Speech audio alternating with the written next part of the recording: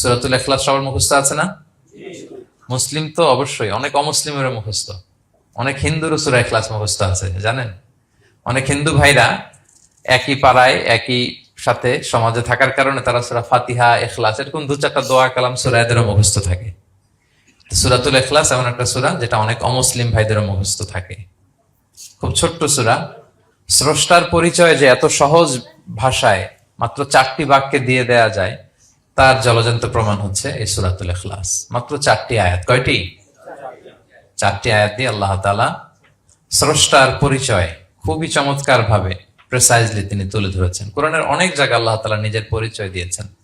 যেমন সূরা বাকারার 255 নম্বর আয়াতে, মানে আয়াতুল কুরসির মধ্যে আল্লাহ তাআলা নিজের পরিচয় তুলে ধরেছেন। একটি আয়াত, 9টি বাক্য বিশিষ্ট একটি আয়াত, সেখানে আল্লাহ তাআলার পরিচয় খুব চমৎকার ভাবে পাওয়া যায়। আয়াতুল কুরসি, এটা আপনাদের মুখস্থ আছে না? আয়াতুল কুরসি ফরজ সালাতের পরে এটা পড়বেন। আল্লাহর হাবিব সাল্লাল্লাহু আলাইহি ওয়াসাল্লাম ফরজ সালাতের পরে এটা পড়তেন। তিনি বলতেন, মান ক্বারাআ আয়াতুল কুরসি দুবুরা কুল্লি সালাতিন মাকতুবাতিন লাম ইয়ামনাহু মিন দুখুলিল জান্নাতি ইল্লাল মাউত। ফরজ সালাতের পরে যে আয়াতুল কুরসি তেলাওয়াত করবে তার জান্নাতে যাওয়ার ক্ষেত্রে আর কোনো বাধা থাকে না, মৃত্যু ছাড়া। মৃত্যুটাই বাধা, মরলেই জান্নাতি। আয়াতুল কুরসির ভেতরে আল্লাহ তাআলা ওনার পরিচয় তুলে ধরেছেন খুবই সংক্ষিপ্ত ভাবে, এক আয়াতে আল্লাহর পরিচয়। তারপর সূরা হাশরের শেষ 3 আয়াতে আল্লাহ তাআলা নিজের খুব চমৎকার পরিচয় তুলে ধরেছেন। তারপরে এই সূরা ইখলাসের মধ্যে আল্লাহ তাআলা আরো সংক্ষিপ্ত পরিসরে, ভেরি প্রিসাইজলি, মাত্র ছোট্ট ছোট্ট 4টা আয়াতে নিজের পরিচয় তুলে ধরেছেন। তো কিভাবে আল্লাহ তাআলা নিজের পরিচয় আমাদের সামনে পেশ করলেন, আমরা সেটাই আজকে শুনবার চেষ্টা করবো ইনশাআল্লাহ। সূরাতুল ইখলাস আপনারা কি জানেন এটা কোরআনের কততম পারায় অবস্থিত? 30তম পারায়। এবং এই সূরাটি মাক্কি সূরা। কি সূরা? কোরআনের সর্বশেষ পারায় অবস্থিত 30তম পারায়। আয়াত সংখ্যা তো আমরা শুরুতেই বললাম, কয়টি? 4টি। এই সূরাটি কোরআনের যে সূরার ধারাক্রম, সে ধারাক্রম অনুসারে 112 নম্বর সূরা। কত নম্বর? 112 নম্বর সূরা। এই সূরাটা মক্কাতুল মুকাররমাতে নাজিল হওয়ার কিছু প্রেক্ষাপট আছে। প্রেক্ষাপটগুলো হচ্ছে, আরবরা বংশকে খুব গুরুত্ব দেয়, বংশ প্রিজার্ভ করা, লিনিয়েজকে প্রিজার্ভ করা। এবং তারা মানুষকে দেখে, শুধু মানুষ তো না, মানুষের পায়ের ছাপ দেখে বলে দিতে পারতো তার বাবাকে, তার বাবাকে, পর দাদাকে, 14 পুরুষের নাম বলে দিতে পারতো। শুধু মানুষই না, তারা উটের পায়ের ছাপ দেখে, উটের পায়ের, মরুভূমির বালুতে উটের পায়ের ছাপ দেখে ওই উট কোন বংশের, ওই বংশের ওর নাম কি, ওর বাবার নাম কি, ওর দাদার নাম কি, 14 পুরুষ এরকম ছিল। এবং তারা দুজন মানুষকে যদি ঢেকে রাখা হয় সারা শরীর, শুধু পায়ের একেবারে শেষের দিকের ছোট আঙ্গুল দেখে, এটাকে ইলমুল কিয়াফা বলে, ওই ছোট আঙ্গুলের শেপ দেখে ওরা বলে দিতে পারতো সে কোন বংশের, তার বাবার নাম কি, দাদার নাম কি, 14 পুরুষ। তারা এই লিনিয়েজকে প্রিজার্ভ করতো আর কি এইভাবে। এবং এই বংশ পরিক্রমা মুখস্থ করা, জানা, জিজ্ঞেস করা, এটাকে গুরুত্ব দিত। তো তারা আল্লাহকেও আমাদের মতো এরকম একজন সত্তা ভেবে আল্লাহ হাবিব সাল্লাল্লাহু আলাইহি ওয়াসাল্লামকে জিজ্ঞেস করতেছে যে, ইদান খালাকাল্লাহু কুল্লা শাই ফামান খালাকাল্লাহ। মুহাম্মদ, তুমি তো বলো যে আল্লাহ নাকি সব সৃষ্টি করেছে, তো আল্লাহকে কে সৃষ্টি করেছে? অথবা বলো যে আল্লাহর বাবাকে, আল্লাহর দাদাকে, আল্লাহর পরদাদাকে, আল্লাহর বংশটা বলো। তো তখন তাদের এই প্রশ্নের জবাবে আল্লাহ তাআলা সূরাতুল ইখলাস নাজিল করেন যে, কুল হু আল্লাহু আহাদ। হে নবী, আপনি বলুন আল্লাহ হচ্ছেন এক, অদ্বিতীয়, ইউনিক, অ্যাবসলিউট। আল্লাহুস সামাদ, তিনি হচ্ছেন সামাদ, তিনি কারোর প্রতি নির্ভরশীল নন, অমুখাপেক্ষী। লাম ইয়ালিদ ওয়া লাম ইউলাদ, তিনি কাউকে জন্ম দেনও নাই, আবার তিনি কারো কাছ থেকে জন্ম নেনও নাই। ওয়া লাম ইয়াকুল লাহু কুফুয়ান আহাদ, তার সমকক্ষ, তার মতো, তার সিমিলার মহাবিশ্বে দ্বিতীয় কেউ নাই। সুবহানাল্লাহ। এটা হচ্ছে শানে নুজুল, কোন প্রেক্ষাপটে নাজিল হয়েছে, এটা হচ্ছে একটা বর্ণনা। আরেক বর্ণনা এসছে, মক্কার মুশরিকরা জিজ্ঞেস করতে আরম্ভ করলো, ইয়া মুহাম্মদ, আমরা জানি মানুষ মাটির তৈরি, ফেরেশতারা নূরের তৈরি, মানে আলোর তৈরি, এরপর জিনেরা আগুনের তৈরি, আল্লাহ কিসের তৈরি? আল্লাহ তাআলার বাইয়িন লানা জিনসা রাব্বিক, তোমার আল্লাহর জিন্স বর্ণনা করো, সে কোত্থেকে আসছে, কি দিয়ে, কোন জিন্স থেকে, মানে কোন জিনিস থেকে তৈরি? তখন আল্লাহ তাআলা এই সূরাটা নাজিল করলেন, কুল হু আল্লাহু আহাদ আল্লাহুস সামাদ লাম ইয়ালিদ ওয়া লাম ইউলাদ ওয়া লাম ইয়াকুল লাহু কুফুয়ান আহাদ। এইভাবে অনেকগুলো বর্ণনা পাওয়া যায়। যে এরকম এরকম প্রেক্ষাপটে যখন রাসূল সাল্লাল্লাহু আলাইহি ওয়াসাল্লামকে তারা এই সমস্ত প্রশ্ন জিজ্ঞেস করে, তখন তাদের প্রশ্নের জবাব স্বরূপ আল্লাহ তাআলা 4 আয়াত বিশিষ্ট এই সূরাটি নাজিল করেন।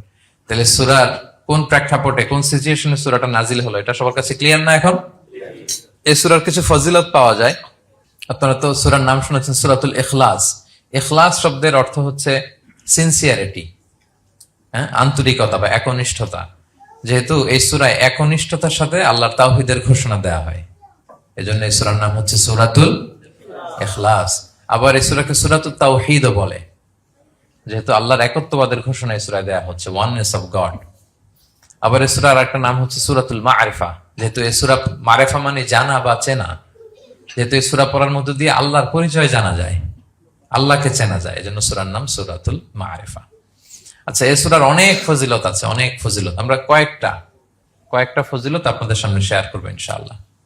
এই সূরার 1 নম্বর ফজিলত হচ্ছে রাসূল সাল্লাল্লাহু আলাইহি ওয়াসাল্লাম বিভিন্ন সুন্নত নামাজের দ্বিতীয় রাকাতে এই সূরাটা পড়তেন। যেমন ফজরের 2 রাকাত সুন্নত আছে না, ফজরের 2 রাকাত সুন্নতের দ্বিতীয় রাকাতে রাসূল সাল্লাল্লাহু আলাইহি ওয়াসাল্লাম এটা পড়তেন। প্রথম রাকাতে সূরা কাফিরুন, দ্বিতীয় রাকাতে সূরা ইখলাস এটা পড়তেন। মাগরিবের নামাজের যে সুন্নাত, সেই সুন্নাতেরও দ্বিতীয় রাকাতে আল্লাহর হাবিব সাল্লাল্লাহু আলাইহি ওয়াসাল্লাম এই সূরাটা পড়তেন। তাওয়াফ করার পরে 2 রাকাত নামাজ পড়তে হয়, জানেন? ওই 2 রাকাত নামাজে রাসূল সাল্লাল্লাহু আলাইহি ওয়াসাল্লাম প্রথম রাকাতে সূরাতুল কাফিরুন, দ্বিতীয় রাকাতে সূরাতুল ইখলাস পড়তেন। বিতিরের সালাতের শেষ রাকাতে আল্লাহর হাবিব সাল্লাল্লাহু আলাইহি ওয়াসাল্লাম সূরাতুল ইখলাস পড়তেন। এই মর্মে অনেকগুলো হাসান হাদিস আছে। তাহলে কখন কখন সূরাতুল ইখলাস পড়তেন রাসূল সাল্লাল্লাহু আলাইহি ওয়াসাল্লাম, কোন নামাজে? ক্লিয়ার না? ফজরের 2 রাকাত সুন্নত নামাজের শেষের রাকাতে, মাগরিবের 2 রাকাত সুন্নত নামাজের শেষের রাকাতে, তাওয়াফের পরে যে 2 রাকাত পড়তে হয় শেষের রাকাতে, বিতিরের সালাতের শেষ রাকাতে।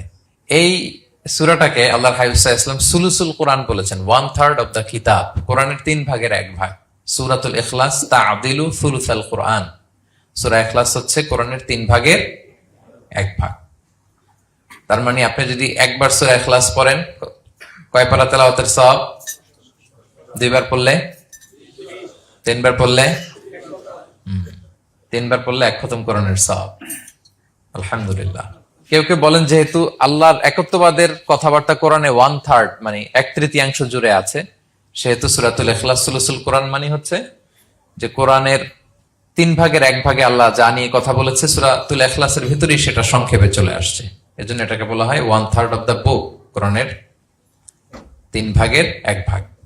এটার আরেকটা, এই হাদিসটা মুতাওয়াতির হাদিস। সূরাতুল ইখলাস তা'দিলু সুলুসাল কোরআন, এটা এমন সংখ্যক, বেশি বেশি সংখ্যক সাহাবী প্রতিটি জেনারেশনে বর্ণনা করেছে, সাহাবী, তাবি। এই হাদিসের ব্যাপারে কোনো ডাউট তৈরি হয় না, কোনো সাসপিশন তৈরি হয় না। খুবই ভ্যালিড এই হাদিসটা, যেটা কোরআনের 3 ভাগের 1 ভাগ। আচ্ছা, আল্লাহর হাবিব সাল্লাল্লাহু আলাইহি ওয়াসাল্লাম আরেকটা হাদিসে এসেছে, এক সাহাবীকে কোবা পল্লীতে ইমাম করে পাঠিয়েছেন। মদিনা মসজিদে নববীর পাশে একটা মসজিদ আছে, মসজিদে কোবা, সেই মসজিদের ইমাম করে এক সাহাবীকে পাঠিয়েছেন। ওই সাহাবীর একটা অভ্যেস ছিল, উনি প্রত্যেক রাকাতে সূরা ফাতিহার পরই আগে সূরা ইখলাস পড়তেন। ধরেন প্রথম রাকাতে সূরা ফাতিহার পরে ইখলাস, এরপর একটা সূরা পড়তেন। দ্বিতীয় রাকাতে সূরা ফাতিহার পরে আবার সূরা ইখলাস, এরপর একটা সূরা পড়তেন। ধরেন যে জুমার নামাজ 2 রাকাত, উনি ফাতিহার পরে প্রথমে কোন সূরাটা পড়ে নিতেন, এরপরে অন্য যে কোনো একটা সূরা। দ্বিতীয় রাকাতে সূরা ফাতিহার পরে কোন সূরাটা প্রথমে পড়ে নিতেন? ইখলাস। এটাই ওনার স্বভাব। প্রত্যেক নামাজে যদি কোনো ইমাম সাহেব শুধু সূরা ইখলাস পড়ে, একটু খারাপ লাগবে না আমাদের? ওনার মুসল্লিদেরও তাই লেগেছে। ওনারা জিজ্ঞেস করলেন, তুমি এটা কেন করো? এরকম না করে স্বাভাবিকভাবে পড়ো। তো উনি বললেন, না, আমি এভাবেই পড়বো, আমি যেভাবে পড়তেছি এইভাবেই পড়বো, পড়লে পড়ো, না হলে তোমাদের হিসাব তোমাদের।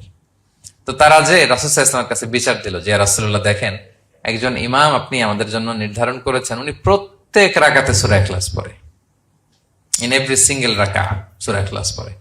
তো রাসূল সাল্লাল্লাহু আলাইহি ওয়াসাল্লাম তাকে ডাকলেন, ডেকে বললেন, ঘটনা কি? তুমি নাকি এরকম করো, প্রত্যেক রাকাতে ফাতিহার পরে আগে ইখলাস দিয়ে শুরু করো, কেন করো? সে বলতেছে, ইয়া রাসূলুল্লাহ, হ্যাঁ, আমি আসলে এমনটা করে, কারণ আমি এই সূরাটাকে বড্ড ভালোবাসি। কারণ ফিহি সিফাতুর রহমান, এই সূরার ভেতরে আল্লাহর পরিচয় মেলে, আল্লাহর পরিচয় পাওয়া যায়, যেন সূরাটাকে আমি বড্ড ভালোবাসি। রাসূল সাল্লাল্লাহু আলাইহি ওয়াসাল্লাম বললেন, ঠিক আছে, তোমার অভ্যাসের পরিবর্তন করার দরকার নাই। হুব্বুকা ইয়াহা ইউদখিলুকাল জান্নাহ, এই সূরার প্রতি তোমার এই ভালোবাসাই তোমাকে জান্নাতে প্রবেশ করাবে। সুবহানাল্লাহ। আরেক বর্ণনায় এসেছে তুমি যেমনি আল্লাহর পরিচয় থাকার কারণে সূরাটাকে ভালোবাসো, আল্লাহ জানিয়েছেন যেন তোমাকে জানাই আল্লাহও তোমাকে ভালোবাসে। ফিহি সিফাতুর রহমান, এই সূরার ভেতরে রহমানের পরিচয় পাওয়া যায়, আল্লাহ সুবহানাহু ওয়া তাআলার পরিচয় পাওয়া যায়। তো এই জন্য উনি প্রত্যেক রাকাতে সূরা ইখলাস পড়তেন। আরেকটা হাসান পর্যায়ের হাদিসে পাওয়া যায়, নবম হিজরিতে আল্লাহর হাবিব সাল্লাল্লাহু আলাইহি ওয়াসাল্লাম তাবুক যুদ্ধে অংশগ্রহণ করেছিলেন। আপনারা তাবুক যুদ্ধের নাম শুনেছেন? হ্যাঁ, নিশ্চয়ই শুনেছেন, যারা ইসলামের ইতিহাস, ইসলামের বায়োগ্রাফি নিয়ে পড়াশোনা করেছেন। তাবুক হচ্ছে অনেক দূরে মদিনা থেকে, খুব কষ্টের সফর ছিল। তখন খেজুর পেকে সবার ঘরে খেজুর, পাকা খেজুর উঠাতে হবে, আবার প্রচন্ড গরম, আবার সফরের দূরত্ব অনেক বেশি। এই সফরে মূলত কোনো যুদ্ধ সংগঠিত হয়, তাবুক যুদ্ধে কোনো যুদ্ধ হয় নাই।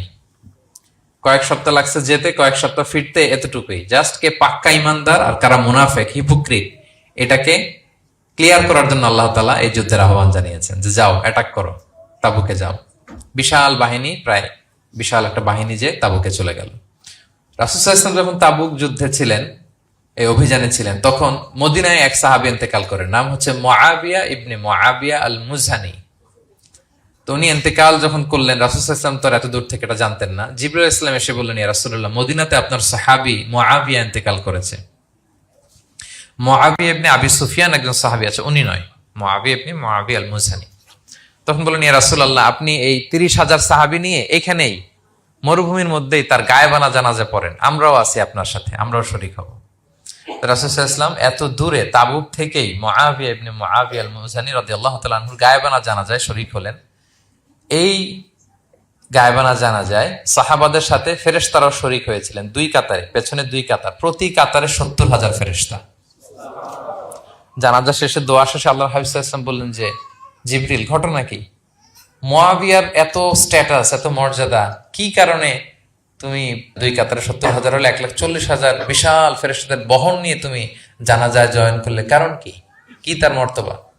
তো জিবরাইল আলাইহিস সালাম বললেন, ইয়া রাসূলুল্লাহ, আপনার সাহাবী মুআবিয়ার বৈশিষ্ট্য ছিল তিনি কাইমান আও কাঈদান, দাঁড়িয়ে অথবা বসে, মাশিয়ান আও রাকিবান, আরোহণ অবস্থায় অথবা চলন্ত অবস্থায়, উঠতে বসতে চলতে ফিরতে সবসময় সে পড়তে থাকতো কুল হুয়াল্লাহু আহাদ আল্লাহুস সামাদ লাম ইয়ালিদ ওয়া লাম ইউলাদ ওয়া লাম ইয়াকুল লাহু কুফুয়ান আহাদ। এই সূরাটা ছিল তার ডেইলি ওজিফা, সবসময় উঠতে বসতে চলতে ফিরতে কোন সূরা পড়তো? সূরা ইখলাস পড়তো। এজন্য আল্লাহ তাআলার আদেশে আমরা 1,40,000 ফেরেশতা নিয়ে তার জানাজায় শরীক হয়েছি। সুবহানাল্লাহি বিহামদিহি। তাহলে বুঝতে পারতেছেন এই সূরার মর্তবা কতটা পছন্দনীয় সূরা আল্লাহর কাছে। যদিও ছোট আয়াত, কয়টা? কিন্তু আল্লাহর কাছে এটার ফজিলত অনেক বেশি। প্রিয় ভাইরা, শুধু এখানেই শেষ নয়, আল্লাহর হাবিব সাল্লাল্লাহু আলাইহি ওয়াসাল্লাম সকালে, সন্ধ্যায়, ফজরের পরে, মাগরিবের পরে এবং বিছানায় ঘুমোতে যাওয়ার আগে তিনি সূরাতুল ইখলাস, সূরা ফালাক, সূরা নাস পড়ে হাতের মধ্যে ফু দিতেন, দুই হাত একসাথে মিলিয়ে এরকম ফু দিয়ে মাথা থেকে বডিতে যতটুকু সম্ভব তিনি মাসে করতেন। 3টা সূরাই শুরু হয়েছে কুল দিয়ে, এজন্য 3 সূরাকে একসাথে বলে কুল আস-সালাসা, মানে 3 কুল। এই 3 কুল তিনি ফজরের পর, মাগরিবের পর আর বিছানায় ঘুমোতে যাওয়ার আগে পরে হাতে ফু দিয়ে সারা গায়ে মেসেজ করতেন। আপনারা করেন? হ্যাঁ, অভ্যাসটা, ওজিফাটা আছে তো আপনাদের, না? করবেন এটা। এটা special protection, you will get a special protection from আল্লাহ সুবহানাহু ওয়া তাআলা। অনেকে দেখবেন ব্ল্যাক ম্যাজিক করে, ব্ল্যাক ম্যাজিক কিন্তু সত্য, ম্যাজিক করে, সেহের করে আপনাকে দুর্বল করে ফেলবে। স্বয়ং আল্লাহর হাবিব সাল্লাল্লাহু আলাইহি ওয়াসাল্লামকে সেহের করা হয়েছিল। উনি কয়েক মাস স্ত্রীদের সাথে ফিজিক্যাল ইন্টিমেসিতে যেতে পারতেন না, এত দুর্বল হয়ে গেছিলেন। লাবিদ ইবনুল আসাম নামে এক ইহুদি মিত্র, সে জাদু করেছিল রাসূল সাল্লাল্লাহু আলাইহি ওয়াসাল্লামকে। ওনার মাথার চুল চিরুনির ভেতর 11টা গিট দিয়ে সেই ব্ল্যাক ম্যাজিক করেছে। নবী সাল্লাল্লাহু আলাইহি ওয়াসাল্লাম কয়েক মাস অসুস্থ ছিলেন। পরে সূরা ফালাক, নাস যখন নাজিল হয় তখন আল্লাহ তাআলা বিষ্ণু সাল্লাল্লাহু আলাইহি ওয়াসাল্লামকে সুস্থ করে দিলেন। সাহাবীদেরকে নিয়ে কুয়ার নিচ থেকে, চিরুনি থেকে এই গিটগুলো খুলে খুলে রাসূল সাল্লাল্লাহু আলাইহি ওয়াসাল্লাম 11টা আয়াত তেলাওয়াত করলেন। রাসূল সাল্লাল্লাহু আলাইহি ওয়াসাল্লামকে সুস্থ করে দিল কে? আল্লাহ সুবহানাহু ওয়া তাআলা শিফা নসিব করলেন। তার মানে ব্ল্যাক ম্যাজিক সত্য, সিহির করে মানুষ। আপনার সফলতা, আপনার সাকসেস, এটা সবার ভাল লাগবে না, মনে রাখবেন। সবাই এটা পছন্দ করে না। আল আইনু হক, নজর কিন্তু সত্য, নজর সত্য, নজরের প্রভাব আছে, চোখের প্রভাব আছে। এজন্য কারো ভালো কিছু দেখলে মাশা আল্লাহ বলবেন, আল্লাহর দিকে ফিরিয়ে দিবেন ওটার কল্যাণ। কি বলবেন? একটা সুন্দর ফুটফুটে বাচ্চা দেখলে মাশা আল্লাহ। কারো সফলতা দেখলে, কারো ফার্মে গেলেন, বাগানে যেয়ে দেখলেন ফল মূল ভর্তি, কি বলবেন? মাশা আল্লাহ। বিসমিল্লাহ মাশা আল্লাহ বললে এটাতে আর ক্ষতি হয় না। অনেকে বলে যে বাবা মা মাশাআল্লাহ বলা লাগে না, বাবা মা আর নাকি মামা, এই তিনজন নাকি মাশাআল্লাহ না বললে কিছু, এটা ভুল কথা। বাবা মারা বলতে হয়। বাবাও তার ছেলের কোনো সাকসেস ভালো কিছু দেখলে কি বলবে? মাশা আল্লাহ তাবারাকাল্লাহ অথবা বিসমিল্লাহ মাশা আল্লাহ, এটা আপনারা বলবেন। নজরের প্রভাব আছে। আপনি সিম্পলি দেখেন, এই যে আমি আপনাদের দিকে তাকিয়ে তাকিয়ে কথা বলছি, আমি যদি অনেকক্ষণ স্টেয়ারিং করি কারো দিকে ভেবে তাকিয়ে থাকি, সে ভালো ফিল করবে? কেন? আমি কি তার মারছি, ধরছি, স্পর্শ করছি? কিছুই তো করলাম, শুধু আমি তার দিকে তাকিয়ে আছি। তার মানে এতেই সে অস্বস্তি ফিল করতেছে। ধরেন যে আপনি কোন একটা প্রোগ্রামে বসে আছেন, আপনার পাশে যে বসে, আপনি তার দিকে এরকম 10 মিনিট তাকায় আছেন, কোনো কথা ছাড়া শুধু তাকিয়েই রইলেন, তার কি ভাল লাগবে বলেন? সে কি কমফোর্টেবল ফিল করবে? সে ভয় পাবে, সে ভয় পাবে, অস্বস্তি ফিল। আপনি কিছুই করেন নাই, না তাকে টাচ করেছেন, না ধরেছেন, ছুঁয়েছেন, কিন্তু শুধু তাকিয়ে আছেন। দেখেন নজরের কি প্রভাব। আল্লাহ আইনু হাক, নজর সত্যি। এজন্য কারো সাকসেস দেখলে আমরা সবসময় যেন মাশাআল্লাহ বলি। মাশাআল্লাহ ঠোঁটের সাথে মিলিয়ে রাখবেন। ভালো দেখলে কি বলবেন? মাশাআল্লাহ, মাশাআল্লাহ, বিসমিল্লাহ মাশাআল্লাহ, মাশাআল্লাহ তাবারাকাল্লাহ, এটা বলবেন। তাহলে আল্লাহর হাবিব সাল্লাল্লাহু আলাইহি ওয়াসাল্লামকেও সেহের করা হয়েছিল। এজন্য এই সেহের থেকে, ব্ল্যাক ম্যাজিক থেকে, আইন মানে জেলাসি, মানুষের নজর দিয়ে যে হিংসা করে, এই জেলাসি থেকে, মিন শাররি হাসিদিন ইযা হাসাদ, হাসাদ থেকে, মিন কুল্লি মাকরুহিন ওয়া শুরুর, এসব ক্যালামিটি, ডিজাস্টার, এগুলো থেকে পানাহ হিসেবে আপনি এই ওয়াজিফাটা করবেন। 3 কুল, কুল আস-সালাসা, 3 কুল। আমার সাথে সাথে বলেন কয় কুল? 3 কুল। কি কি? সূরাতুল ইখলাস, সূরা ফালাক, সূরা নাস। এই 3টা পড়ে ফজরের পর, মাগরিবের পর আর ঘুমোতে যাওয়ার আগে হাত দুইটাকে একসাথে করে পরে লম্বা একটা ফু দিয়ে মাথা থেকে মাসাজ করবেন সারা গায়ে। পারা যাবে ইনশাআল্লাহ বিইذنিল্লাহ। এবং আম্মা জান আয়েশা রাদিয়াল্লাহু তাআলা আনহা বলতেন, আমি যখন কখনো অসুস্থ হয়ে যেতাম, অসুস্থ হলে রাসূল সাল্লাল্লাহু আলাইহি ওয়াসাল্লামকে যে যখন কমপ্লেন করি, ইয়া রাসূলুল্লাহ আমি তো অসুস্থ, রাসূল সাল্লাল্লাহু আলাইহি ওয়াসাল্লাম আমাকে এই আমলটা করতে বলতেন। মানে আয়েশা, তুমি সূরাতুল ইখলাস, সূরা ফালাক, সূরা নাস পড়ে সারা গায়ে কি করো? ফু দাও। আলী রাদিয়াল্লাহু তাআলা আনহু বর্ণনা করেন, আল্লাহর হাবিব সাল্লাল্লাহু আলাইহি ওয়াসাল্লাম একবার নামাজ পড়তেছেন, নামাজে তিনি সিজদারত অবস্থায়, ইন দ্য মিন টাইম লাদাগাতহুল আকরা, একটা বিচ্ছু রাসূল সাল্লাল্লাহু আলাইহি ওয়াসাল্লামের আঙ্গুলে কামড় দিল। বিচ্ছু, বিচ্ছুর কামড় খাইছেন? হ্যাঁ, কেমন লাগে? খুব আরাম লাগে? হ্যাঁ, খুব যন্ত্রণা হয়, অনেক যন্ত্রণা হয়। রাসূল সাল্লাল্লাহু আলাইহি ওয়াসাল্লামকে যখন কামড় দিল নামাজরত অবস্থায়, রাসূল সাল্লাল্লাহু আলাইহি ওয়াসাল্লাম খুব যন্ত্রণা পেলেন, ব্যথা পেলেন। এই বিচ্ছুটারে লানত করলেন। সাধারণত লানত করতেন না, তিনি বলতেন লানাতুল্লাহি আলাল আকরা, এই বিচ্ছুর উপর লানাত, লা ইয়াদা নাবিয়ান আলা গায়রা। এই বিচ্ছু নবীও চিনে না, মানুষও চিনে না, মানে কোথায় কামড় দিতে হবে এটাও বুঝতেছে না। শুধু নবী না, সব নবীদের নবী, উনারা কামড় দিয়ে ফেলছে। তাই আল্লাহর পক্ষ থেকে পরীক্ষা ছিল, কি আর করা। উনি ভর্ৎসনা করলেন, লানত করে বললেন নবীও চিনস না, মানুষও চিনস না, কামড় দিয়ে খুব কষ্ট পাচ্ছেন তিনি। তো আল্লাহ হাবিব সাল্লাল্লাহু আলাইহি ওয়াসাল্লাম বললেন, যাও গরম পানি আর লবণ নিয়ে আসো, এনে এটার মধ্যে ঢালো। তো ঢালতে আরম্ভ করলো। লবণ কিন্তু খুবই ব্যথানাশক, painkiller, natural painkiller. এটার মধ্যে সোডিয়াম ক্লোরাইড আছে, তো এটা গরম করে লবণ মিশিয়ে দিলে যে কোনো ব্যথা ট্যাথা সাথে সাথে ভালো হয়ে যায়। রাসূল ইসলাম বললেন ঢালো। ঢালতেছে, রাসূল ইসলাম পড়তেছেন কুল হুয়াল্লাহু আহাদ আল্লাহুস সামাদ লাম ইয়ালিদ ওয়া লাম ইউলাদ ওয়া লাম ইয়াকুল লাহু কুফুয়ান আহাদ বলে ফু দিচ্ছেন আর ঢালতেছে। ঢালাও শেষ, আঙ্গুলের ব্যথাও শেষ। তাহলে রাসূল সাল্লাল্লাহু আলাইহি ওয়াসাল্লামের একটা চিকিৎসা পদ্ধতি আপনারা জানলেন, তিব্বে নাবাবী, যে সাপ বিচ্ছু কিছু ধ্বংসন করলে ওখানে কুসুম, ওয়ার্ম ওয়াটার, লবণ দিয়ে ওয়ার্ম ওয়াটার করে সেখানে ঢালতে হবে। আর কোন সূরা পড়তে হবে? কুল হুয়াল্লাহু আহাদ আল্লাহুস সামাদ লাম ইয়ালিদ ওয়া লাম ইউলাদ ওয়া লাম ইয়াকুল লাহু কুফুয়ান আহাদ, এটা পড়তে হবে। তাহলে এই সূরার ফজিলত কি জানতে পেরেছেন আপনারা? ক্লিয়ার তো না? আমি রিপিট করি কি কি ফজিলত বললাম। রাসূল সাল্লাল্লাহু আলাইহি ওয়াসাল্লাম ফজরের নামাজের সুন্নাতে, মাগরিবের সুন্নাতে, তাওয়াফের পরের সুন্নাতে, ভিতরের শেষ রাকাতে সূরাতুল ইখলাস পড়তেন। রাসূল সাল্লাল্লাহু আলাইহি ওয়াসাল্লাম সূরাটাকে সুলুসুল কোরআন, 1/3 অফ দ্য কিতাব বলেছেন। কোরআনের কয় ভাগের 1 ভাগ? 3 ভাগ। এবং এক সাহাবীর ঘটনা তো শুনলাম, সে সব নামাজে সূরা ইখলাস পড়তো। মুসল্লিরা কমপ্লেন করার পরেও সে পড়লো, রাসূল ইসলাম বললেন কেন পড়ো? বলে যে ফিহি সিফাতুর রহমান, এই সূরায় আল্লাহর পরিচয় আছে, এই সূরাটা বড্ড ভালো লাগে। তো রাসূল ইসলাম বললেন এই সূরার প্রতি তোমার ভালো লাগাই তোমাকে জান্নাতে নিয়ে যাবে। আরেক বর্ণনায় যে তুমি যেমনি আল্লাহর কারণে এই সূরাকে ভালোবাসো, আল্লাহও জানিয়েছেন তিনি তোমায় ভালোবাসেন। এরপর মুআবিয়া ইবনে মুআবিয়া আল মুজানির হাদিস শুনলাম, তিনি উঠতে বসতে চলতে ফিরতে সবসময় কোন সূরা পড়তেন? সূরাতুল ইখলাস। ফলে আকাশ থেকে 1,40,000 ফেরেশতা এসে দুই কাতারে 70,000 করে ওনার গায়েবানা জানাজায় অংশগ্রহণ করেছেন। এবার বলেন এটা কি আপনারা কি ওয়াজিফা বানাবেন? হ্যাঁ, বানাবেন ডেইলি ওয়াজিফা। মেক ইট ইউর ডেইলি ওয়াজিফা। রিসাইট সূরাতুল ইখলাস every day, specially in the morning and evening. তাহলে সূরার ইন্ট্রোডাক্টরি ডিসকাশন শেষ, নাজিলের প্রেক্ষাপট শেষ, ফজিলত শেষ। এবার আমরা সূরায় ঢুকে যাই। কি বলেন? আউযু বিল্লাহি মিনাশ শাইতানির রাজিম, বিসমিল্লাহির রহমানির রহিম। বিতাড়িত শয়তান থেকে আল্লাহর কাছে পানাহ চাই, পরম করুণাময় অসীম দয়ালু আল্লাহর নামে শুরু করছি। আল্লাহ বলছেন কুল হুয়াল্লাহু আহাদ। হে নবী আপনি বলুন, ওই যে বারবার প্রশ্ন করে বাইয়িন লানা জিনসা রাব্বিক, তোমার আল্লাহ কি দিয়ে তৈরি? আল্লাহ কি স্বর্ণের তৈরি, না রূপার তৈরি, না কাঠের তৈরি? এইভাবেই লিটারালি বলতেছে আহুয়া মিন যাহাব আও ফিদ্দা আও মিন খাশাব। মুহাম্মদ তোমার আল্লাহ কি স্বর্ণের, না রূপার, না কাঠের? আল্লাহ বলেন নবী আপনি এটা বলেন। কুল, নবী আপনি বলুন হুয়াল্লাহু আহাদ, আল্লাহ হচ্ছে এক। তোমরা যেরকম আল্লাহকে ভাবো আল্লাহ আসলে ওই রকম নয়। আল্লাহর সত্তাটা আমাদের মতো নয়, সৃষ্টিগত সত্তার মতো নয়। আমরা এটাতে প্রায় ভুল করে ফেলি। অনেকে এমন এমন প্রশ্ন করি আল্লাহর সাথে, মনে হয় যেন আল্লাহ আমার একেবারে আমরা নিজেরা যেরকম ওই রকম। কিন্তু স্রষ্টা যে সৃষ্টি জগতের অনেক ঊর্ধ্বে, এটা আমরা বুঝি না।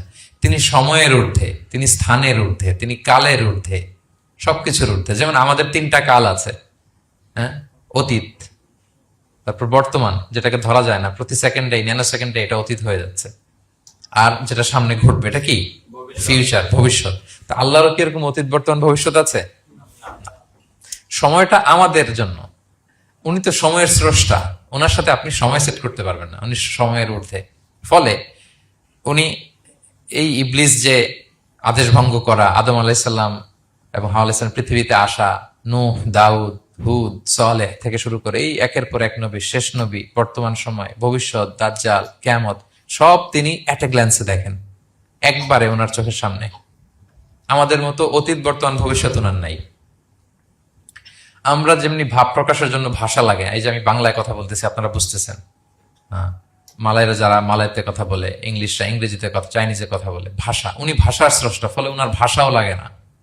কিন্তু উনি বোঝানোর জন্য একটা ভাষা ইউজ করে আমাদের জন্য সহজ করে দিয়েছেন। একটা ভাষায় না বললে তো আমরা বুঝবো না, ফলে উনি আরবি ভাষায় কোরআনটাকে নাজিল করেছেন যাতে আমরা বুঝি। কিন্তু উনি ভাষার মুখাপেক্ষী না, ওনাকে সময়, কাল, ভাষা কোনো কিছু দিয়ে বাধা যায় না, উনি সবকিছুর ঊর্ধ্বে, সবকিছুর ঊর্ধ্বে।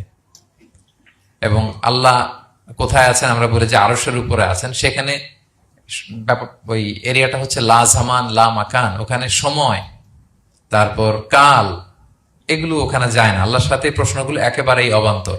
ফলে আমরা যে প্রশ্নগুলো হুট করে না বোঝার কারণে করে ফেলি, যেহেতু আমাদের খুব সীমিত জ্ঞান, ফলে আমরা সৃষ্টির সাথে স্রষ্টাকে গুলিয়ে ফেলি। কিন্তু উনি কিন্তু আমাদের মতো নন।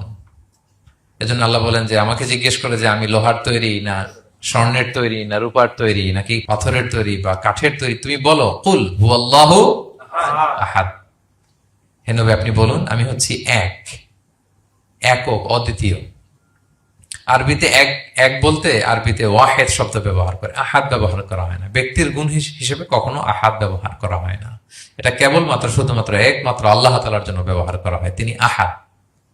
আহাদ কারণ ওয়াহেদ শব্দের ওয়াহেদাতুন হয়, মানে পুরুষবাচক হয়, স্ত্রীবাচক হয়, কিন্তু আহাদের আর কিছু হয় না, আহাদ আহাদি। আল্লাহ শব্দটাই এরকম, আল্লাহ শব্দটাই এরকম। যেমন ঈশ্বরের ঈশ্বরী হয়, ভগবানের ভগবতী হয়, গডের গডেস হয়। আল্লাহর এরকম স্ত্রীবাচক কিছু আছে? কিছু নাই। আল্লাহ বলেন ইন্নানি আনাল্লাহু লা ইলাহা ইল্লা আনা ফা'বুদনি ওয়া আকিমিস সালাতা লিযিকরি। নিশ্চয় আমি আল্লাহ। মুসা আলাইহিস সালামকে প্রথম যে প্রত্যাদেশ রেভেলেশন দিয়েছিলেন মুকাদ্দাসে তুয়ার পাশে, তুর পাহাড়ের পাদদেশে, ওখানে প্রথম মুসা আলাইহিস সালাম আল্লাহর সাউন্ড তখন তিনি শুনেছিলেন। এবং আল্লাহর সাউন্ডটাও আমাদের সাউন্ডের মতো নয়। যেমন আমি এদিক থেকে কথা বললে আপনি এই পাশ থেকে শুনবেন, এদিক থেকে কথা বললে, এদিক থেকে আমাকে ডাক দিলে এদিকে, তার মানে আমি দিকের সাথে সম্পৃক্ত। আল্লাহর এটা এরকম না। মুসা আলাইহিস সালাম তিনি যখন আল্লাহর কথা শুনলেন, তিনি বললেন যে একটা সাউন্ড শুনলাম, এটা চারদিক থেকে শোনা যায়, চারদিক থেকে শোনা যায়। এবং তিনি ওনার প্রেগনেন্ট স্ত্রীকে নিয়ে মাদিয়ান ক্রস করে ইজিপ্টের বর্ডারে ঢুকবেন। ইন দ্য মিন টাইম আল্লাহ তাআলা ওই সময়টাকে চুজ করেছেন যে তাকে এখন নবী বানাবো, তাকে রেভেলেশন দিব। তো তিনি দেখলেন যে ইন্নী আনাস্তু নারান, আমি ওই যে লাআল্লি আতিকুম মিনহা বিকাবাসিন আও আজিদু আলান নারি হুদা, স্ত্রীকে দাসীকে বললেন যে একটু বসো, প্রচন্ড ঠান্ডা, ওই যে আগুন দেখা যায়, মনে হয় কেউ আগুন পোহাচ্ছে, আমি একটু আগুন নিয়ে আসি মশাল দিয়ে, তোমাদের আরাম লাগবে, একটু ওয়ার্ম আপ হবে। তো আগুনের কাছে যেয়ে দেখে সামনে যত যায় আগুন তত পেছায়, এবং আগুনটা সাধারণ আগুন না, একটা গাছ থেকে আগুন বেরোচ্ছে, কিন্তু ওই গাছের পাতা জ্বলে না, ডাল জ্বলে না, কিছুই হয় না। আসলে এটা আগুন না, এটা আল্লাহর নূর। আল্লাহর নূর সেখানে ফোকাস দেওয়া হয়েছে। আল্লাহর নূরও আমাদের নূরের মতো না। নূর মানে লাইট, নূর মানে কি? লাইট। সো এই যে আমরা যে লাইট দেখি, এই লাইটের মতো না। কারণ আল্লাহর এই নূরের কাবার দেয়া হচ্ছে আবার নূরের পর্দা দিয়ে।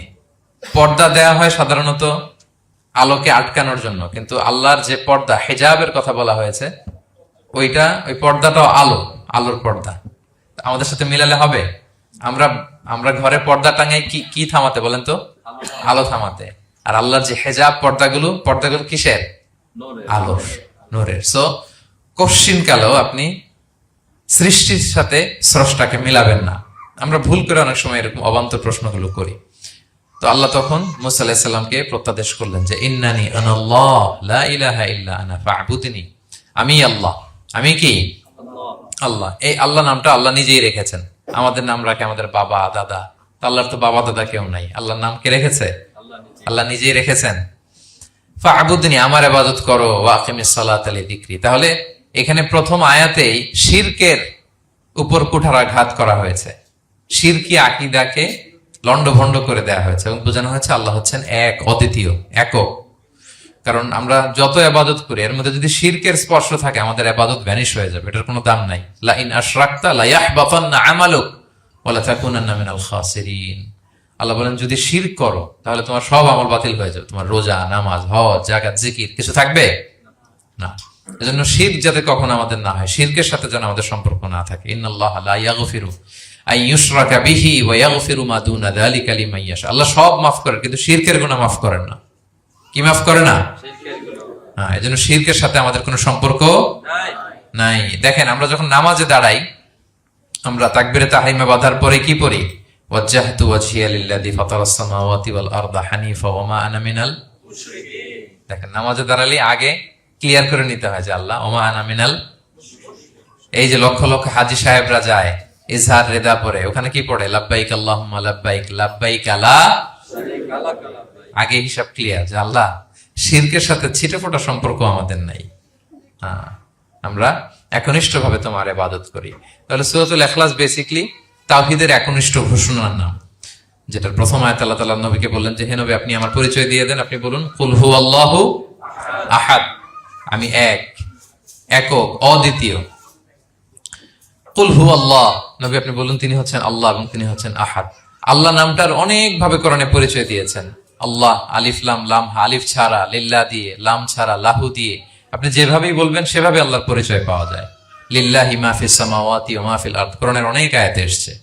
লাম বাদ দিয়ে দিলে লাহুল মুলকু ওয়া লাহুল হামদু হুয়া আলা কুল্লি শাইইন কাদির। লাম বাদ দিয়ে দিলে হা দিয়ে আল্লাহর পরিচয় দিয়েছেন, হুয়া দিয়ে পরিচয় দিয়েছেন, হুয়াল্লাহুল্লাযী লা ইলাহা ইল্লা হু। তাহলে যেভাবে আপনি পরিচয় খুঁজতে যাবেন সেখানে আল্লাহর পরিচয় পাওয়া যাবে। আল্লাহ তাআলা বলছেন হুয়াল আউয়ালু ওয়াল আখিরু ওয়াল যাহিরু ওয়াল বাতিন ওয়া হুয়া বিকুল্লি শাইইন আলিম। তিনি প্রথম, তিনি শেষ, তিনি প্রকাশ্য, তিনি গোপন। তিনি প্রথম মানে কি? তিনি সূচনাহীন অতীত থেকে আছেন। দেখেন, আমাদের সাথে মিলে না।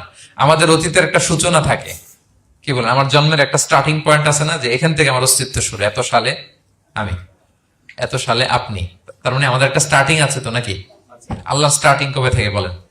কবে থেকে যে এই সময় থেকে উনি আল্লাহ বলেন? Nobody knows, কারণ হুয়াল আউয়াল, এই আউয়াল মানে এমন শুরু, সূচনাহীন শুরু, এমন শুরু যেটার কোনো কি নাই, সূচনা নাই। আবার সীমাহীন ভবিষ্যৎ পর্যন্ত তিনি থাকবেন। কতদিন তার রাজত্ব, ক্ষমতা, সভরেন্টি, পাওয়ার থাকবে? কতদিন বলেন? সীমাহীন, এটার কোনো শেষ নাই। ওয়াল আউয়াল ওয়াল আখির ওয়াল যাহির ওয়াল বাতিন।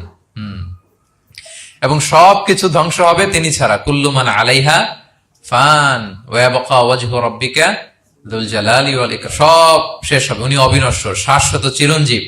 তাই বলে উনি আমাদের থেকে দূরে নন, খুব কাছে। আমরা ডাকলেই তিনি ডাকে সাড়া দেন। আমাদের সবকিছু তিনি দেখেন, অবজার্ভ করেন, মনিটর করেন। ওয়া নাহনু আকরাবু ইলাইহি মিন হাবলিল ওয়ারিদ। আমাদের এখানে একটা রগ থাকে, এই রগেরও কাছে, তার মানে খুব কাছে, খুব কাছে। আমরা তাকে না দেখলেও তিনি আমাদের দেখেন। লা তুদরিকুহুল আবসার ওয়া হুয়া ইউদরিকুল আবসার ওয়া হুয়াল লাতীফুল খবীর। কোন চোখ তাকে দেখে না, কোন দৃষ্টি তাকে আয়ত্ত করতে পারে না, কিন্তু সকল দৃষ্টিকে তিনি আয়ত্তে রাখেন। সুবহানাল্লাহ। এভাবে আল্লাহ তাআলা খুব প্রিসাইজলি 4টা আয়াত দিয়ে নিজের পরিচয় দিয়েছেন। কুল হুয়াল্লাহু আহাদ। হে নবী, আপনি বলুন তিনি আল্লাহ, তিনি অদ্বিতীয়। বাংলারও অনেক সীমাবদ্ধতার ফলে আমাকে এক, একক এগুলো ইউজ করা লাগতেছে, কিন্তু আল্লাহর আহাদ বুঝাতে যে এক, একক, এটা যথেষ্ট না। এটা আমার লিমিটেশন, আমাদের লিমিটেশন, ভাষার লিমিটেশন। কিছু দিয়ে তো আমার অডিয়েন্সকে বা আমাদের বুঝতে হবে দ্য এসেন্স অফ গড। এজন্য আমরা বলি এক, একক, অদ্বিতীয়। অদ্বিতীয়টা খুব অনেকটাই পারফেক্ট। তাহলে তিনি হচ্ছেন আহাদ, এবং এই আহাদের লেসন দেওয়ার জন্য সব নবীরা এসেছে। সব নবীরা একই কথা বলেছেন, আদম আলাইহিস সালাম থেকে শুরু করে বিষ্ণু ইসা ইসলাম পর্যন্ত একই কথা বলেছেন যে ইয়া কওমি ইবুদুল্লাহ মা লাকুম মিন ইলাহিন গায়রু আফালা তাআকিলুন। হে আমার জনপদের লোকেরা, কি হলো তোমরা এত কিছুর ইবাদত করো, দাসত্ব করো, তোমরা ইবাদত করবে এক সত্তার, তিনি কে? মা লাকুম মিন ইলাহিন গায়রু, তিনি ছাড়া কোনো ইলাহ তোমাদের নেই। তাহলে এই যে ওয়াননেস অফ গড, স্রষ্টা যে একজন, এই কনসেপ্টটাকে ক্লিয়ার করবার জন্যই এত এত নবীরা পৃথিবীতে হাজির হয়েছেন। তাহলে আল্লাহর চমৎকার একটা নাম জানলাম আমরা, আহাদ। কি নাম? মজার ব্যাপার হচ্ছে এই নাম কোরআনে আর কোথাও নাই। আহাদুন শব্দ যেটা আছে এটা অন্য অর্থে, এক এক অর্থে আর কি, কিন্তু আল্লাহর আহাদ কোরআনে শুধু এই সূরাতেই এসেছে। আল্লাহর আহাদ নামটা শুধু এই সূরাতেই এসেছে। আহাদ, আহাদ। আপনারা বেলাল রাদিয়াল্লাহু তাআলা আনহুর ঘটনা জানেন যে উমাইয়া ইবনে খালাফ খুব পাষণ্ড মাওলা ছিল ওনার, মনিব। এমন কোন অত্যাচার নাই যে ঈমান আনার কারণে বেলাল রাদিয়াল্লাহু তাআলা আনহুর উপর করা হয় নাই। পিটানো, চাবুক মারা, টানা হেচড়া করা, উত্তপ্ত মরুভূমিতে। যারা হজ উমরা করতে গিয়েছেন তারা তো দেখেছেন মরুভূমির বালু, ওখানে কত গরম, চাল ছেড়ে দিলে মুড়ি হয়ে যাবে, খই হয়ে যাবে। ওই উত্তপ্ত গরম বালুতে বেলাল রাদিয়াল্লাহু তাআলা আনহুকে শুইয়ে পেটের উপরে পাথর রেখে দেওয়া হয়েছিল। তখন তিনি আল্লাহর একত্ববাদের ঘোষণা এই শব্দটা দিয়ে করেছেন। অস্ফুট কণ্ঠে উনি বারবার বলছিলেন আহাদ, আহাদ, আহাদুন, আহাদ। তো আল্লাহ তাআলার এই নামটা, আহাদ নামটা, এই সূরা ছাড়া কোরআনের অন্য কোথাও আসেনি। তাহলে প্রথম আয়াতটা কি? কুল হুয়াল্লাহু। হে নবী, তারা জিজ্ঞেস করে আমার বংশ কি, বাপদাদা কই, কাঠের না মাটির না লোহার না সোনার, আপনি বলুন কুল হুয়াল্লাহু, তিনি এক, অদ্বিতীয়। আল্লাহুস সামাদ, তিনি হচ্ছেন সামাদ। আল্লাহর আরেকটা নাম as-সামাদ। আল্লাহুস সামাদ। সামাদ শব্দের অনেকগুলো অর্থ পাওয়া যায়। সামাদের একটা মিনিং হচ্ছে যার উপরে আর কারো কোনো স্ট্যাটাস বা মর্যাদা নাই। আরবিতে বলে মানতাহা ইলাইহি সুগদাদু ওয়া শারাফ। মর্যাদা, স্ট্যাটাস, যত শীর্ষে পিকে যেতে পারে ওইটার নাম হচ্ছে সামাদ, এর উপরে নাই। সামাদের আরেকটা অর্থ হচ্ছে যে পরনির্ভরশীল নয়, মানে তার কারোর উপর নির্ভর করা লাগে না, সে স্বয়ং সম্পূর্ণ। আচ্ছা, পৃথিবীতে এমন কারো নাম বলেন তো যে কোনো দিন কোনো কিছুতে কোনো কাজে অন্যের মুখাপেক্ষী হওয়া লাগে নাই, সে একা একা আত্মনির্ভরশীল, স্বয়ং সম্পূর্ণ। এরকম একজনের নাম বলেন, আছে? কেউ নাই। কোনো না কোনো ভাবে আপনি পাওয়ারফুল কারো কথা বলবেন, এত আরো নির্ভরশীল। এরা রাস্তা দেখায় না দিলে চলতেও পারে না, কোন দিকে যাইতে হবে এটা বলার জন্য 10 জন থাকে। এর ওয়াশরুমে নিয়ে যেতে হয় 10 জনের, এর এই সাপোর্ট, ওই সাপোর্ট, এই প্রোটোকল, অনেক কিছু, এর লোক লাগে আরো বেশি। তার মানে সাহায্য ছাড়া চলতে পারে এমন কোন সত্তা পৃথিবীতে নাই। একটা সত্তা যার কারো কোনো সাহায্য লাগে না, যার কারোর প্রতি কোনো নির্ভরতা নাই, কারো কাছে ঠেকা নাই, গোটা বিশ্ব তার কাছে ঠেকা। তিনি কে? তার নাম সামাদ। তার নাম কি? আল্লাহুস সামাদ। অমুখাপেক্ষী, অ্যাবসলিউটলি ইন্ডিপেন্ডেন্ট। কখনো কোনো কাজে তার কারো কাছে যেতে হয় না, কারো উপর ভরসা করতে হয় না, কারো প্রতি তার কোনো ঠেকা নাই। সব গোটা দুনিয়া তার কাছে ঠেকা, তার কাছে ফরিয়াদ করে, তার দিকে ঝুঁকে পড়ে আসতে বাধ্য। ওই সত্তার নাম হচ্ছে সামাদ। সামাদ ক্লিয়ার সবার কাছে? আল্লাহ তাআলা বলছেন, ইয়া আইয়ুহান নাসু আনতুমুল ফুকারাউ ইলাল্লাহ ওয়াল্লাহু হুয়াল গনিয়ুল হামিদ। ওহে মানুষেরা, তোমরা হচ্ছে ফকির। ফকির বিমানা মুফতাকির ইলাল্লাহ, মানে মুখাপেক্ষী কার দিকে? ফুকারা ইলাল্লাহ ওয়াল্লাহু হুয়াল গনিয়ুল হামিদ। কিন্তু আল্লাহ কারোর প্রতি মুখাপেক্ষী নন। গনি, তিনি প্রাচুর্যশীল, হামিদ, সপ্রশংসিত। সবাই তার কাছে ফরিয়াদ করে, তিনি কারো কাছে ফরিয়াদ, সবাই তার কাছে চায়, তিনি কারো কাছে চাওয়া লাগে না, সবাই তার কাছে মুখাপেক্ষী, তিনি কারো প্রতি মুখাপেক্ষী। তার নাম সমাদ। তার নাম কি? তাহলে সমাদ ক্লিয়ার? হ্যাঁ। লাম ইয়ালিদ ওয়ালাম ইউলাদ। লাম ইয়ালিদ, তিনি কাউকে জন্ম দেননি। ওয়ালাম ইউলাদ, তিনি নিজেও জন্ম নেন নাই। সুবহানাল্লাহ। দেখেন কত সহজে পরিচয়, তিনি কাউরে জন্ম দেনও নাই, জন্ম নেনও নাই। সুবহানাল্লাহ। আমাদের ধর্ম যে কত সুন্দর, এক আল্লাহর দিকে আমাদেরকে রেফার করা হয়েছে। অন্যান্য ধর্মের দিকে দেখেন কি আজীব কথা। খ্রিস্ট ধর্মে বলে আদম আলাইহিস সালাম পাপ করছে, ওই পাপের কারণে আমরা সবাই নাকি পাপী, জন্মাইলেই নাকি পাপী। ইসলাম বলে আমরা জন্মগ্রহণ করি মাসুম অবস্থায়, নিষ্পাপ। কিন্তু খ্রিস্টানরা কি বলে? আমরা পাপ নিয়ে জন্মাই, ফলে খোদার ছেলের দুনিয়াতে আসা লাগছে, এসে সবার পাপ নিজের কাঁধে নিয়ে শুলে চড়ছে, এরপরে খোদার সাথে যে বসে আছে। এটা হচ্ছে খ্রিস্ট ধর্মের কথা। অন্যান্য অনেক ধর্মে দেখেন ল্যাংটা বাবার কাছে যে মাথা নোয়াতে হয়।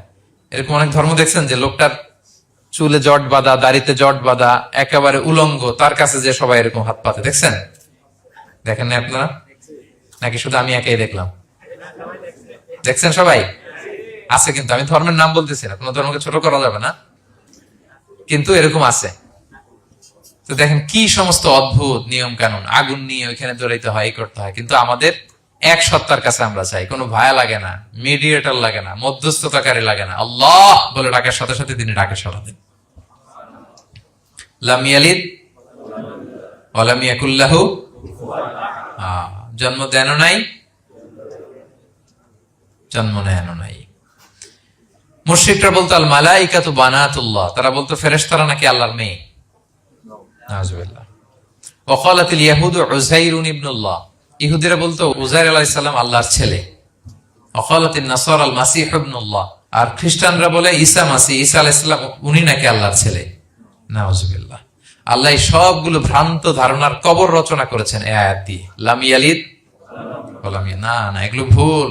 ক্লিয়ার কাট শুনে রাখো, কান খাড়া করে জেনে রাখো।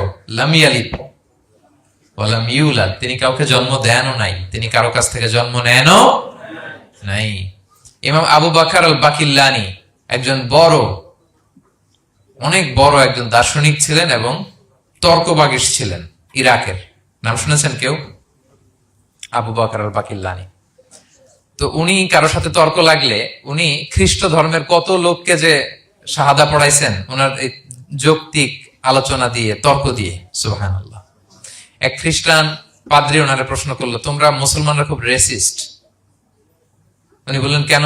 বলছে তোমরা খ্রিস্টান মেয়ে বিয়ে করতে পারো, ইহুদি মেয়ে বিয়ে করতে পারো, মুসলিম কিন্তু ইহুদি মেয়ে, খ্রিস্টান মেয়ে শর্ত সাপেক্ষে, কিছু শর্ত আছে, ওই আলোচনা যাচ্ছেন, শর্ত সাপেক্ষে বিয়ে করতে পারে আহলি কিতাব হলে। কিন্তু কোন খ্রিস্টানরা মুসলিম মেয়ে আমাদের মেয়েদেরকে বিয়ে করতে পারবে না, কোন ইহুদি আমাদের মেয়েকে বিয়ে করতে পারবে না। তো বলে তোমরা খুব রেসিস্ট, তোমরা আমাদের মেয়ে না, ওকে তোমাদের মেয়ে আমাদেরকে দাও না। তো তিনি বলেন তোমরা তো ইহুদি, তোমাদের নবী হচ্ছে মুসা আলাইহিস সালাম, ওনাকে তো আমরা মানি, ওনার কথা তো কোরআনে আছে, জন্য তোমাদের মেয়েকে বিয়ে করতে পারি। আর খ্রিস্টানদের নবী হচ্ছে ঈসা আলাইহিস সালাম, ওনাকেও মানি, ওনার মায়ের নামে বিশাল সূরাই আছে, সূরা মারিয়াম, আর ওনার ব্যাপারে হাজার শত শত আয়াত। তো এই জন্য তোমার খ্রিস্টানদের মেয়ে বিয়ে করতে পারি। তোমরা তো আমাদের নবী মুহাম্মদ সাল্লাল্লাহু আলাইহি ওয়াসাল্লামকে মানো না। মুহাম্মদ সাল্লাল্লাহু আলাইহি ওয়াসাল্লাম যে শেষ নবী, এটা তোমরা মানো, মানার সাথে সাথে মুসলমান হয়ে যাবা, এরপর আমাদের মেয়েকেও তোমরা বিয়ে করতে পারবা। এভাবে উনি এমন ভাবে উত্তর দিতেন, বুহিতাল্লাযী কাফার, একেবারে লাজবাব হয়ে যেত। তো ওনার নাম যখন ছড়ালো, ইরাকের মুসলিম বাদশাহ ওনাকে কনস্টান্টিনোপলে পাঠাবেন, যেখানে রোমান এম্পায়ার। তো রোমান এম্পায়ার এরাও খুব প্রস্তুতি নিয়ে আছে যে আবু বকর আল বাকিল্লানিকে ডিল করা অনেক কঠিন, সে আসতেছে, তার সাথে কিভাবে কি করা যায়। তো আপনারা জানেন যে খ্রিস্ট সমাজের নিয়ম হচ্ছে রাজার দরবারে ঢুকতে গেলে কুর্নিশ করে ঢোকা লাগে। কি করে? মাথা নত করে, এরকম নিচের দিকে করে রূপুর মতো করে এরপরে ঢোকা লাগে। তো এখন তারা প্ল্যান করতেছে যে আবু বকর বাকিল্লানি তো জীবনে আমার কুর্নিশ করবে না, এটা তো আমার জন্য অপমান হয়ে যাবে, কি করা যায়। তো রাজার এক বড় উজির, সে প্ল্যান করলো, একটা কাজ করেন, রাজদরবারে তাকে যখন ঢুকানো হবে তার জন্য একটা স্পেশাল গেট বানানো হবে, দরজাটা ফুল হবে না, হাফ হবে, অর্ধেক। তো অর্ধেক দরজা দিয়ে যখন সে ঢুকবে, সে তো বাধ্য মাথা নিচু করে ঢুকতে হবে, তাহলে রুকু হয়ে গেল, কুর্নিশ আপনাদের দেওয়া হয়ে গেল।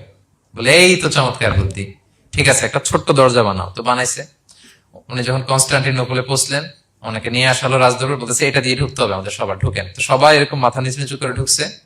উনি দেখেই বুঝছে এটা তো কৌশল করছে আমার সাথে। তো উনি মাথা নিচু করছেন, কিন্তু এমনি না, উল্টা হয়ে উনি মাথাটা পিছনে দিয়ে, বুঝতে পারছেন, উনি অ্যাবাউট টার্ন হয়ে ঢুকতে তো হবে, পিঠটারে রাজার দিকে দিয়ে, নিতম্বটাকে রাজার দিকে দিয়ে, তারপরে উনি রুকু দিছে, উল্টা রুকু। তো এক হিসেবে কুর্নিশ মানে, বরং আরো রাজাকে কি হয়েছে, ইনসাল্ট করা হয়েছে। রাজা তো রেগে মেগে আগুন। সবাই, রাজা বলছে জানতাম ও এরকম কিছু একটা করবে। মানে এমন ভাবে উনি বুদ্ধি বের করে ওনার সাথে আর পারা যায়। কেন ওনার কথা আনলাম এই জন্য, সেখানে যেও উনি পুরো রাজ দরবারকে তাক লাগিয়ে দিলেন এইভাবে। উনি দেখেন যে কনস্টান্টিনোপলের রোমান এম্পায়ারের পাশে পোপ বসা। পোপ চেনেন তো, মানে তৎকালীন খ্রিস্টান সবচেয়ে বড় পাদ্রী।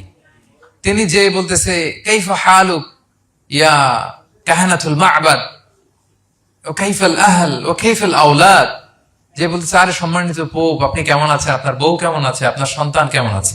এই কথা শুনে রাজা রেগে মেগে আগুন। এই আবু বকর বললেন এত বড় সাহস, তুমি জানো না উনি পোপ?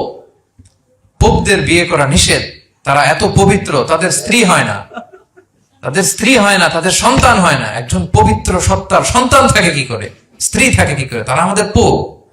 তা আবু বকর আল বাকিল্লানি বলে, আপনাদের পোপের যদি স্ত্রী থাকলে ইজ্জত চলে যায়, সন্তান থাকলে সম্মান ক্ষুণ্ণ হয়, তাহলে আপনারা ঈসা আলাইহিস সালামকে আল্লাহর সন্তান কি করে বানান, মেরিকে আল্লাহর স্ত্রী কি করে বানান। সুবহানাল্লাহ বিহামদিহি। আল্লাহর সাথে আপনারা বউ সেট করতে পারেন, আল্লাহর সন্তান সাব্যস্ত করতে পারেন, কিন্তু আপনার পোপকে জিজ্ঞেস করলাম আপনার স্ত্রী কেমন আছে, আপনার বউ কেমন আছে, আপনার রেগে মেগে আগুন। এই কথা শুনে ওদিকে যারা আছে সব শাহাদা পড়ে মুসলমান হয়ে গেছে। এরকম অনেক লোক ওনার বুদ্ধিমত্তা দেখে শাহাদা পড়ে পড়ে মুসলমান হয়ে গিয়েছে। এজন্য আল্লাহ তাআলা এই যে শিরকি আকীদার উপর কুঠারাঘাত করে তিনি বললেন লাম ইয়ালিদ ওয়া লাম ইউলাদ, তিনি জন্ম দেনও নাই, জন্ম নেনও নাই। ওয়া লাম ইয়াকুল্লাহু কুফুয়ান আহাদ, এই কুফু শব্দটা আল্লাহর জন্য যে ব্যবহার হয়েছে কোরআনে আর কোথাও নাই। এক হচ্ছে আহাদ, আর এই কুফু আর কোথাও নাই। আল্লাহ বলেন ওয়া লাম ইয়াকুল্লাহু কুফুয়ান আহাদ, তার সমকক্ষ কেউ নাই। আল্লাহর মতো similar, nothing is similar to him, equivalent to him. আল্লাহর মতো সিমিলার কিচ্ছু নাই। তাহলে আল্লাহ কার মতো? আল্লাহর মতো। আল্লাহ কার মতো? আল্লাহর মতো। অন্য আয়াতে আল্লাহ তাআলা বলছেন লাইসা কামিসলিহি শাই, তার মতো কেউ নাই, তিনি তার মতো। তাহলে আল্লাহ কার মতো?